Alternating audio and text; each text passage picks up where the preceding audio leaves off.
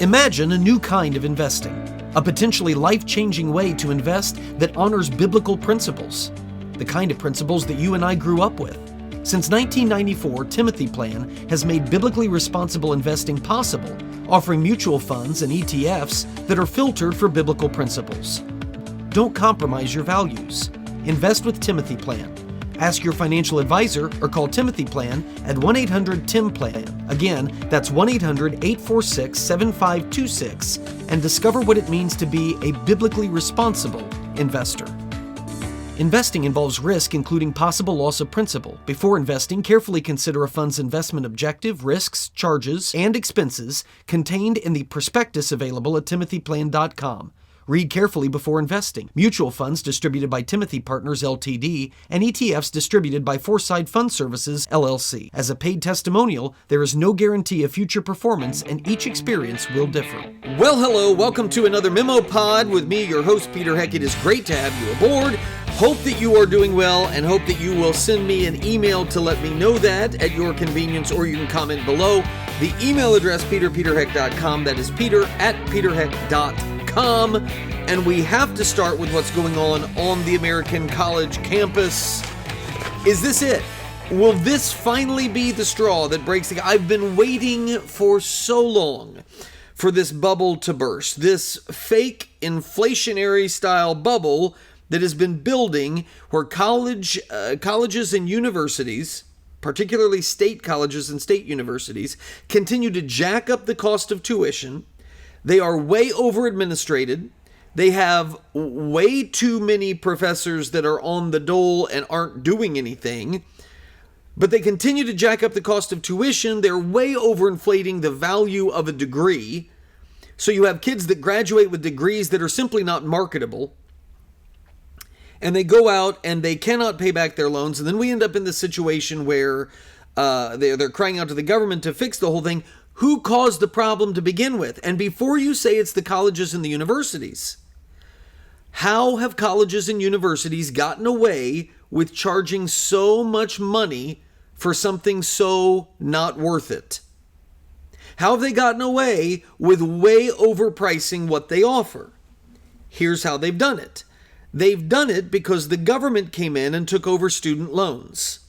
The government stepped in and made sure that anybody and everybody could get enough student loans to pay the cost of their college tuition. And as colleges and universities have continued to increase the price, the government has decided that they'll just continue lending out all that money that's needed to lend out.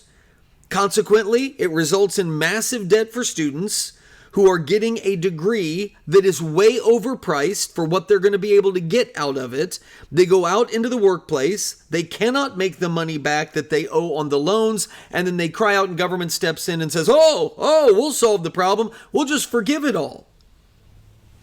It's like calling the arsonist to come and put out the fire. They are the ones that did this. Do you remember the housing crisis in 2008? I don't know if you remember the housing crisis. It was Barack Obama was going to win that election. There's no question about it. He was an historic candidate because of his race or his ethnicity, and the country had George W. Bush fatigue, and so John McCain gets lumped in, even though he really wasn't at all like George W. Bush. He got lumped in as George W. Bush Jr., and Barack Obama was the face of a new generation. He was the JFK. And no, sure, he didn't have any experience. Neither did JFK. And no, he didn't really say anything. I mean, hope and change, you could project onto hope and change, that slogan, whatever it was that you wanted it to be, and boom, Barack Obama's going to do it. So far and away, he was going to win that election. I don't think there was really ever any question as to whether or not John McCain would be able to defeat Barack Obama in that election. But one of the things that aided Barack Obama in that election was the housing crisis, because it got blamed on George W. Bush. It got blamed on the Republicans. And if you remember the big phrase that they used, and Obama used this phrase in the election, well, they said they wanted to let the market run free, and instead they let it run wild. There weren't government regulations. Whoa! That's the idea, that government wasn't regulating, government wasn't doing enough, and had government done enough, then we wouldn't have all these people that were being thrown out of their homes and foreclosures and all of this. That is complete bull. Once again, it's the same principle as what happens with the college situation. The government, through Fannie Mae and Freddie Mac, okay, lending banks that the government operates, the government began making loans to people that a bank would have never made a loan to. If you're going to get a home loan, if you're going to go out and buy a $300,000 house, then you're going to have to provide to the bank that you're going to lend that money from, you're going to have to provide them some evidence that, number one, you've got a job that with a salary that you can pay that back, that you have money in the bank, that you're going to put down a deposit. All of these things are required before the bank's going to actually give you the loan. They want to make sure they get their money back. Well, you have politicians like Bill Clinton, politicians like George W. Bush, politicians of both parties that want people to own their own homes, because home ownership, well, that's never been this high as it is under me as your president. That is a big thing that they want to say. So when times are good economically, Fannie Mae, Freddie Mac, the government, the administration, government officials lean on those lending institutions, go out and make these gigantor loans to people who should never be getting that loan. So they do. The people buy the home, and sure enough, they're unable to make their payments. And this happens all across the board. The economy goes south, and across the board, people are now unable to pay back their loans, and their homes are going into foreclosure. The government's the ones that made the loans to begin with. But then the government runs in and says, well, we got to do something. We got to regulate this better. You're the ones that screwed it up. It's the same principle with what's going on in colleges. So I have been desperately waiting. That's a long route around to get to where I was going. Not that you should be surprised by that. But where I'm going with all of this, the government is the problem. That's where I'm always going with everything. The government is the problem. And so I have been waiting for so long for the bubble to burst, where colleges and universities, the whole system collapses, where you cannot charge people the kinds of money that colleges and universities are charging for what they're actually getting. I haven't known exactly what it's going to be that's going to drive people away from the college experience. What's going to make people realize that, man, I can take online classes, or I can go to a community college and have more interaction with a professor who actually shows up to work. And maybe that professor's only got a master's degree, but they have a ton of business experience. And I want an MBA. That's what I'm after here. I'm going to major in business and finance. I want somebody that's got real life experience in that field because they actually know what they're talking about. I can go to a community college and get that. Yeah, it's not somebody with the big name and the fancy degrees, but I'll actually get an education, be valuable, and it'll be marketable, and I won't have to pay incredible amounts of money to get it. So what was it going to be that was going to cause young people to realize this college thing, man? I don't think so. If I had a lot of thoughts as to what it could be, I will tell you that nowhere on my list was colleges and universities across America would be outed as terror-supporting Hamas fanatics. I wasn't thinking that was the way we were going to go. But here we are. Columbia University, I believe it's, 8? There's 8 Ivy League schools, and 5 out of the 8, last I saw, was being investigated by the Department of Education for anti-Semitic culture. And have you been seeing any of the news? There's a spot on Columbia University's campus that is called the Gaza Solidarity Encampment. Yeah. And you see all these people out there in Hamas garb, waving Palestinian flags, some of them waving Hamas flags, acting like Hamas. These are terrorists, Hamas. Okay, just making sure we're on the same page. And they're just shutting down universities. And the school universities aren't doing anything about it. At Columbia faculty members are walking out in solidarity with these so-called protesters, the terrorist sympathizers. And you've got, this is not just at Columbia, by the way. It's across, you got Yale, you've got New York University, you got all of these. Safety of Jewish students is now highly in question, to the point that Columbia has said, we're going to go online. We're going to do classes online the rest of the year. Gaza Solidarity Encampment and the threats to Jewish students, we're going to go online. Can you imagine paying the tuition costs of Columbia University to take an online school? There's a movement to demand refunds, which I certainly would be as well. A student at Yale, a Jewish student at Yale, was stabbed in the eye. So that's where we are. So much so that a guy by the name of Robert Kraft, who has always been like one of the evil henchmen to me, because Robert Kraft owns the New England Patriots. He's a billionaire. And back during the era when Peyton Manning was going up against Tom Brady all the time, and I'm a huge Indianapolis Colts fan, and so the New England Patriots were like, well, they were evil incarnate. And they were the great Satan is who they were.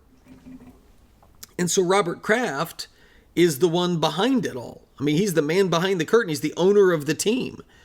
Well, Robert Kraft is also an Orthodox Jew. He's an observant Orthodox Jew. Robert Kraft has also, in his life, donated tens of millions of dollars to Columbia University. And Robert Kraft is now saying, no more. This is what he wrote in a statement. By the way, he graduated from Columbia. I'm no longer confident that Columbia can protect its students and staff, and I'm not comfortable supporting the university until collective action is taken.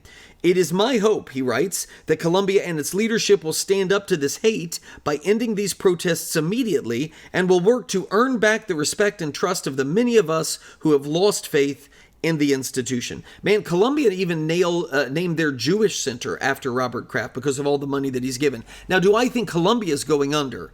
No. They have a $13 billion endowment? Yeah, they're not going anywhere. Okay, by the way, that's always been another thing that's irked me. You can help your students. You've got a $13 billion endowment. You can dip into that to keep your tuition costs from skyrocketing the way they have. All of these places talking, because it's these professors and it's these administrators that are on board with the Biden administration for giving student loans. Because what is that going to do, by the way? It's only going to encourage more young people. Well, I can go ahead and take the loans. If they get out of hand, the government's going to forgive them. So why not? So of course, the university officials are totally on board, and the administrators are totally on board. The board of trustees totally on board with this student loan debt forgiveness because it helps their brand. More people are going to want to come at this point in time. So I guess I kind of lost my train of thought. Let me get back to what I was saying. So $13 billion, man, you can dip into that if you want to help kids go. You should be saying we don't want this kind of a student loan debt forgiveness. We can keep the costs down. They complain, this is where I was saying with that, they complain all the time about, the loan debt, it's got to be forgiven. No, you can erase it at your university by dipping into your endowment. So my point in bringing up the endowment, Robert Kraft holding back his donations is not going to cause the university to go under. That's not what I'm saying.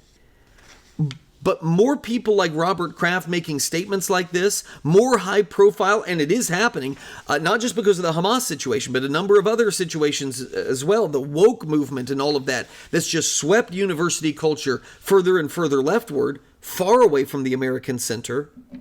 It's causing more and more people to withhold their donations, which is generating attention and press, which is going to cause problems with enrollment.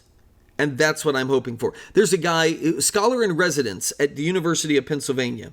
His name is Brian Rosenwald. This was music to my ears. Rosenwald said, "Our profession may be on a suicide mission. It's like," I got to read this quote right, "it's like a game of how can we alienate everyone but the far left, despite having an exceptionally expensive product that needs broad buy-in. I can only shake my head." Here's to hoping, Brian. Here's to hoping that the entire university system just collapses on itself and we rebuild it from the ground up. Oh, but Peter, think of all that's going to... No. I do not believe that we would be in bad shape if the university system in America collapsed. Far more good would come from that than bad. Oh, but think of all the learning that would be lost and all of the intelligence. No, it's out there. It's out there in work experience. It's out there in small co-ops and all sorts of places and all sorts of things. The intelligence of this country and the ingenuity of this country and the creativity of this country and what makes this country go is not in these little fairy tale worlds that we call college campuses. It's not where you're going to find it. It'd be a huge albatross off the back of America if the whole thing collapsed. And I'm not saying you don't rebuild something in its place, but this... No, nobody needs it. And if it comes down to academia biting the hand that feeds it, people like Robert Kraft with their anti-Semitism and all of that other stuff that they're doing, so be it. I'll take it. Because this is the other thing. When I'm looking at what's happening on these campuses, the threats and the intimidation from people that spent decades telling us about the need for safe spaces. Safe spaces. Oh, well, we can't allow Matt Walsh to come and speak on campus.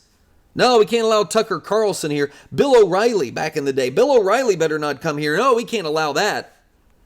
Well, why? Do you remember Ward Connerly? Ward Connerly is a black guy who was opposed to affirmative action. He thought affirmative action policies were racist. It was reverse racism, and he didn't like it. So he would go around as a conservative speaker, and he would speak on campuses. And he would be shouted down. He'd be shouted down and called a racist. He's a black guy. Young, white college students, liberals, progressives, would call the dude a racist and shout him down at his speaking events. They could have just not gone, but no, they felt like he made them unsafe on their campus. So that's been the cry of American progressivism for the last decade or two. Oh, we got to have safe spaces where people feel comfortable being themselves. I mean, wouldn't now be a time where you might be talking about the need for safe spaces? Jewish students being stabbed in the eye? Calls for jihad? I mean, get off it. And that's the thing. There is a simple solution to this. What convinces me that the university system, as it exists in America, is too far gone? It's beyond repair. It's beyond saving. The fact that they can't figure out how to deal with this, or that they don't want to deal with this. Neither one of them is acceptable. There's an obvious way to deal with this. Ron DeSantis in Florida he was at an event. It was a press conference. They're restoring the Everglades and all of that. So they've got this big event. And so DeSantis is taking questions from the media. And since he's a former candidate and a lot of people think he should be the candidate for the Republican Party, he was asked, what do you think about all of this? This is what DeSantis said. Quote, "If I were in charge, I would send the Justice Department after those universities.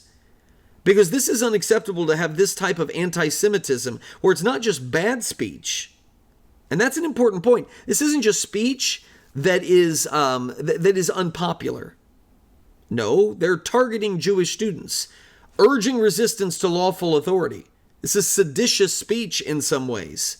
It's a hostile environment, DeSantis says, that violates the civil rights of those students and these universities. They just aren't willing to do what needs to be done. And what does he believe needs to be done? This is what I'm suggesting to you. A 6-year-old could figure it out. You got kids on campus doing this kind of stuff? DeSantis says, "I think the students, if they're foreign students on visas, their visa should be canceled and they should be sent home. If you are a foreign student that has come onto American soil to go to school at an American university and you are out doing this stuff, bye-bye. Bye-bye. Thanks for coming. Bye-bye." And he says, beyond that, if the students are American students and they're violating the code of conduct, which all this stuff is, you start expelling people and behavior is going to change. Right now, DeSantis said, in higher education, particularly in those schools up there in the Northeast, the Harvards, the Yales, the Columbias, Ivy League, the inmates run the asylum. Man, that is completely accurate. And it's not just in the Ivy League. It's across the board. There is such a fear of being viewed as uncool by the young people that the inmates run the asylums. Whatever they say they want, they get. The one guy that I just saw the little story on him a few years ago, on all of his entrance essays that he sent to Ivy League schools, and he sent to Stanford and other places, all of the essays he was supposed to write, he just wrote over and over, Black Lives Matter, Black Lives Matter, Black Lives Matter. And he was accepted into all of these universities. Why? Because they didn't want the negative press of this kid going out and publicizing that they're opposed to that movement. The inmates run the asylum. DeSantis. And so the students do this stuff knowing there's not going to be any repercussions. But the minute there are repercussions, you'll start to see a change in behavior. And I think he's 100% right. I think he's 100% right. But that's where the university system is. That's where it's going to stay. It's not going to get any better. And it just needs to be imploded. Broken down from the inside out. And if we want to start over, go ahead. But I would recommend we look at alternatives. Those are my thoughts. peterheck.com is the email address. peter@peterheck.com. So my kid, my oldest kid, is still like 4 years, roughly. It's unbelievable to think about. 4.5 years away from this being an issue. College and discussion about what you do after high school. And I have been praying that this system collapses on itself and falls apart before she's there. Oh, but don't you want her to have the college experience? Nope. No, I don't. And that's not just me being an overly protective dad because of, romantic interests and things like that. I mean, that's going to happen. She's going to find those whether she goes to a university campus or not. Well, is it because of the temptation? No, temptation is everywhere. It's because I don't want her wasting her time and my money or her money. I don't want that. And that's what these universities have become. And the more prestigious the school, which means the more expensive the school, the bigger the waste actually is. peterheck.com, or feel free to comment below, and I would greatly appreciate hearing your thoughts on all of that. Okay? All right. Those of you who are free subscribers, I got to leave you here, but now is a great time to think about bumping up. We've got a special that's coming up, because this is about our 2-year anniversary. So we'll do a 2-year anniversary buy-in, a special to get more subscribers on board. Heading into an election year, you got to do it. You got to do it. Because that's one of the things that I'm going to talk about in the second half of this. There is an actress who claims to be a Christian, her kids are baptized, makes a deal out of that, says she's unashamed about all of that. But she says, well, I'll have to fill you in on what she says. Those of you who are paid subscribers will dig into that, as well as something I just read about AI, artificial intelligence, that, it's not good news. It's not good news specifically for you and for me. Not good news for us. Others, maybe. But you and me, not so good. Both of those things come up in the second half. For those of you who are paid subscribers, those of you that are free, just do it today. Bump up. Give us a shot. You can pay monthly and cancel anytime. You can get the discount by jumping in for a year, or you can hang out because our month of May 2-year anniversary special is coming up for purchase and increased. What am I saying? For purchase for when you bump up your subscription. I can't think of the word. No, it's not an increase. It's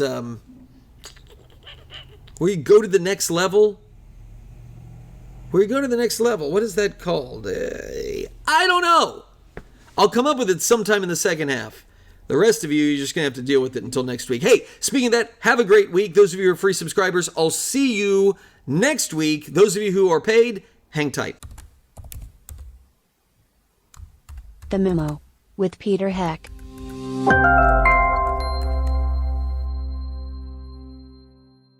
Please patronize and thank all the sponsors of the Heck podcast, including McGonagall's Buick GMC, Terrell's Auto Service, Norris Insurance, Stevens Machine, Creative Financial Center, Indiana Right to Life, Tri-Green Tractor, the Indiana Family Institute, Hartman Family Farms, Liberty Financial Group, the Wyman Group, and J. Watson Creations.